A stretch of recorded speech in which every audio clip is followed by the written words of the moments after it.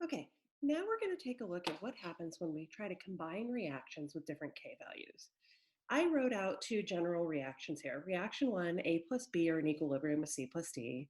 Reaction two, C and D are equilibrium with E and F. And then we have a third reaction here, which you'll notice would be the overall reaction if I combined reaction one and reaction two. If I combined reaction one and reaction two, C and D would cancel, leaving me with this. So if I wrote an equilibrium expression for reaction one, I would have C times D over A times B. If I wrote one for reaction two, it would be E times F over C times D. Now, what about if I wrote one for the third reaction? If I wrote one for this reaction, it would be E times F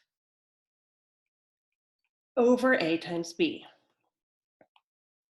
You'll notice that this third reaction is what I would get if I were to multiply these two reactions times each other, K1 times K2. Because if I multiplied K1 times K2, these things would cancel out and I'd be left with this.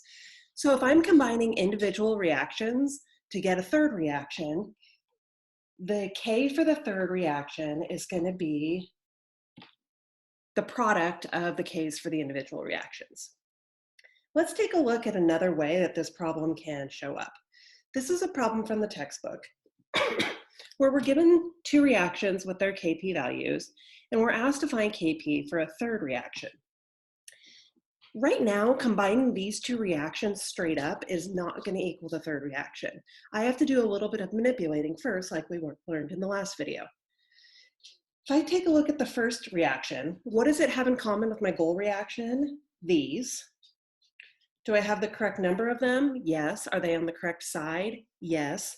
So I'm not going to do anything to my first reaction. I'm just going to recopy it. And since I didn't do anything to the K, or the reaction, I don't do anything to the K. 1.3 times 10 to the 14th. For my second reaction, what does it have in common with the goal reaction?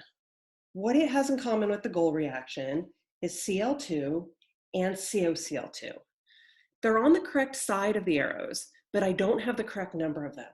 So what I'm going to need to do is double this reaction.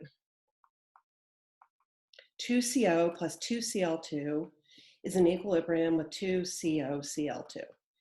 And since I doubled the reaction, remember, if we double a reaction, we're going to square the K value. So I'm going to now have the Kp for this reaction be 6 times 10 to the negative third squared. 6e negative 3 squared gives me 3.6 times 10 to the negative fifth. Now, will these two reactions combine back to make my goal reaction? I have two COs on each side, they'll cancel, and everything else I'm left with is exactly how I want it in this reaction.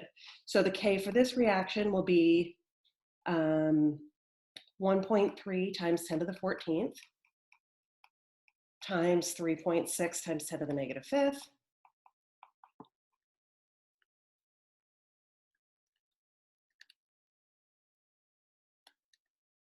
which gives me, rounding to the same number of significant figures, 4.7 times 10 to the ninth.